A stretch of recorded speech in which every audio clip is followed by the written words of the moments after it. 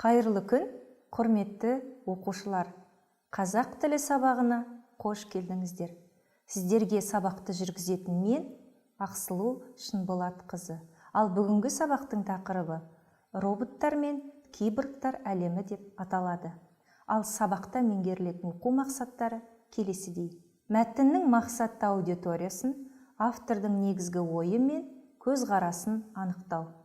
Келесі оқу мақсаты мәтіндегі ақпараттың өзектілігін анықтау және қорытынды жасау.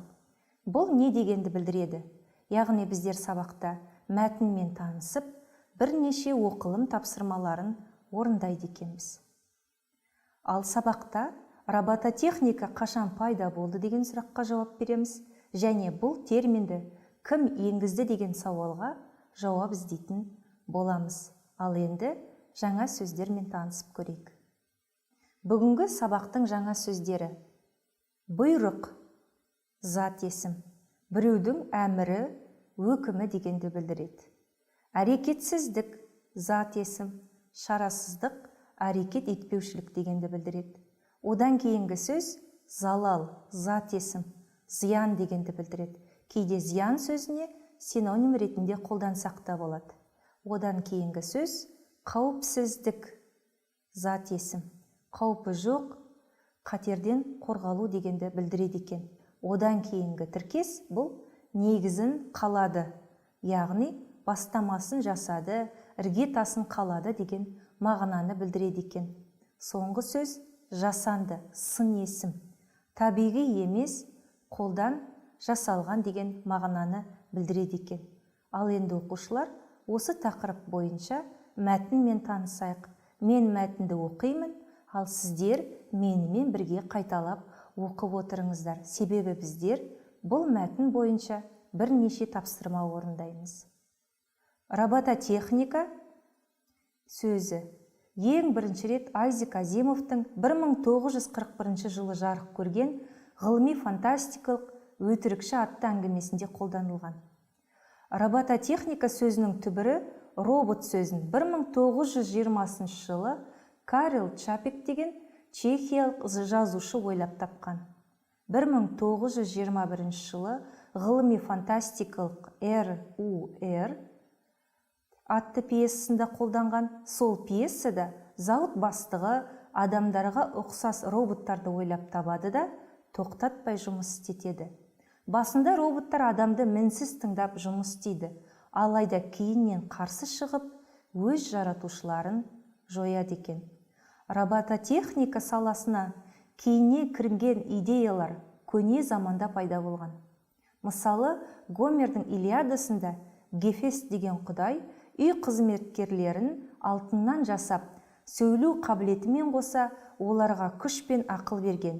Қазіргі тілмен айтқанда, жасанды ақыл орнатқан. Ғалымдар қандай да бір роботтарды зерттеп әзірлемесе де, оларға Айзек Азимовтың 3 заңына бағынуы тиіс. Айзек Азимов робототехника заңдарын 1942 жылы жазған Хоровод атты әңгімесінде баяндаған. Ол заңдар келесідей: бірде-бір робот адамға залал келтіре алмайды, немесе әрекетсіздігімен залал келуіне жол бермейді. Екіншісі, бірінші заңға қарсы келмесе, робот адамның барлық бұйрықтарын орындауы тиіс. Үшінші заң, бірінші және екінші заңға қайшы келмесе, робот өз қауіпсіздігін қамтамасыз етуі керек екен. Енді оқушылар осы мәтін бойынша бірнеше тапсырманы орындайық. Экранға назар аударыңыздар. Сіздерге мәтіннен ақпараттар берілген. Осы ақпараттардың шын, жалған немесе мүлдем мәтінде айтылмағанын анықтап көріңіздер.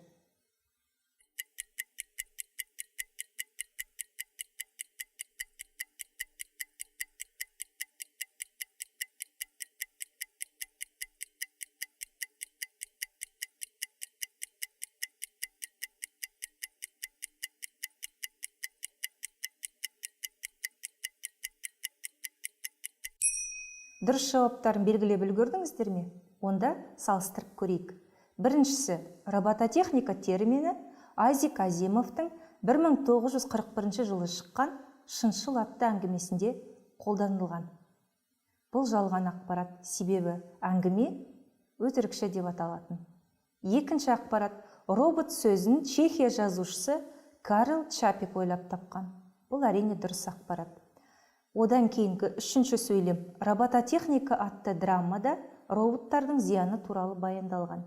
Бұл туралы мәтінде ешқандай ақпарат болған жоқ, сондықтан бұл айтылмаған болады. Одан кейінгі сөйлем, Гомердің Илиадасында Гефест деген құдай үй қызметкерлерін күмістен жасаған.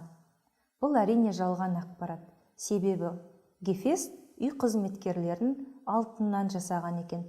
Енді соңғы сөйлем, робототехника заңдары Айзек Азимовтың «Хоровод» атты еңбегінде берілген. Әрине бұл ақпарат дұрыс. Енді мәтін бойынша келесі тапсырманы орындайық. Бұл жерде Айзек Азимовтың 3 заңының реті бұзылған. Осыны ретімен қойып көріңіздер.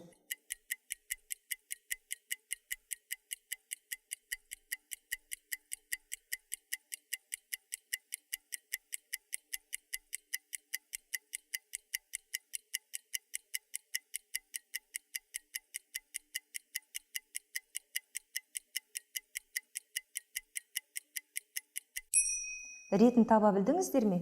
Ендеше дұрыс жауаппен салыстырайық. Дұрыс жауабы: бірде-бір робот адамға залал келтіре алмайды, немесе әрекетсіздігімен залал келуіне жол бермейді. Екіншісі, бірінші заңға қайшы келмесе, робот адамның барлық бұйрықтарын орындау керек. Үшіншісі, бірінші және екінші заңдарға қайшы келмесе, робот өз қауіпсіздігін қамтамасыз ету керек екен. Тағы да бір тапсырманы орындауға дайынсыздар ма? Экранға назар аударыңыздар. Бұл жерде жабық сұрақтар берілген. Осы сұрақтардың дұрыс жауабын белгілеп көріңіздер.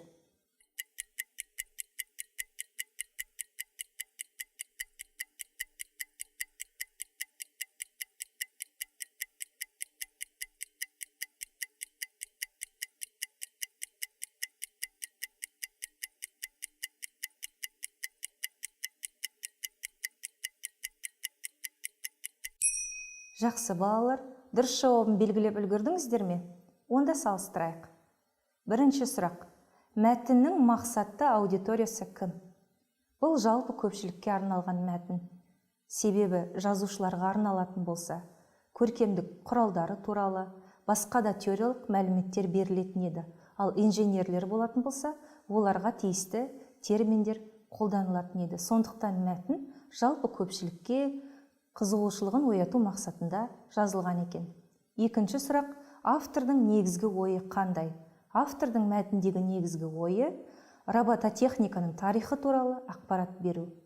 Ал басқа екі ақпарат бұл жерде айтылған жоқ. Яғни робототехниканың жетістіктері мен пайдасы мен зияны туралы ешқандай ақпарат болған жоқ. Үшінші сұрақ, мәтіндегі автор көзқарасы қандай?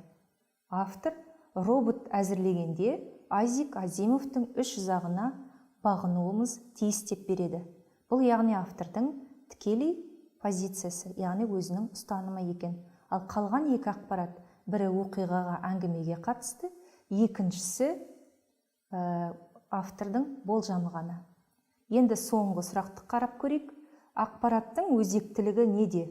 Робототехника туралы қызықты ақпарат беру, яғни көпшіліктің осы жаңа салаға байланысты қызығушылығын ояту екен. Енді мәтін бойынша келесі сұраққа жауап беріп көрейік. Мәтін бойынша қандай қорытынды жасауға болады? Яғни өздеріңіз жаңа мәтінмен танысқаннан кейін қандай қорытындыға келдіңіздер? Ойланып көрейікші.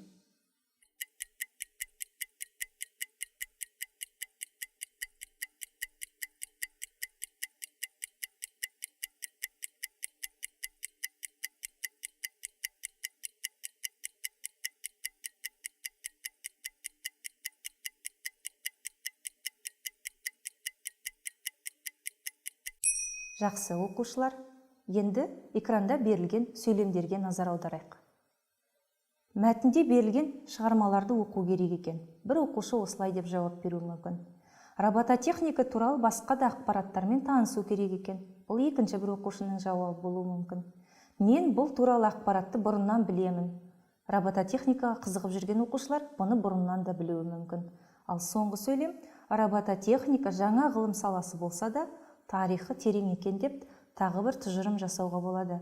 Яғни біздер мәтін оқыған кезде әртүрлі қорытынды жасайды екенбіз. Ол біздің білімімізге, тәжірибемізге байланысты болады. Бірақ та біз мәтіндерді тек қана ақпарат үшін ғана оқымай, өзімізге қорытынды жасай білуге үйренуіміз керек екен. Ал енді оқушылар, экранға назар аударайық, жаңа сөздерді қайталайық. Бұйрық, әрекетсіздік, залал, қауіпсіздік, жасанды, негізін салды. Құрметті оқушылар, бүгінгі сабаққа белсенді қатысқандарыңызға көп рахмет. Робототехника саласы туралы әлі де қызықты ақпараттарды оқып, өз көкжиектеріңізді кеңейтуге тілектеспін. Келесі сабаққа дейін қош сау болыңыздар.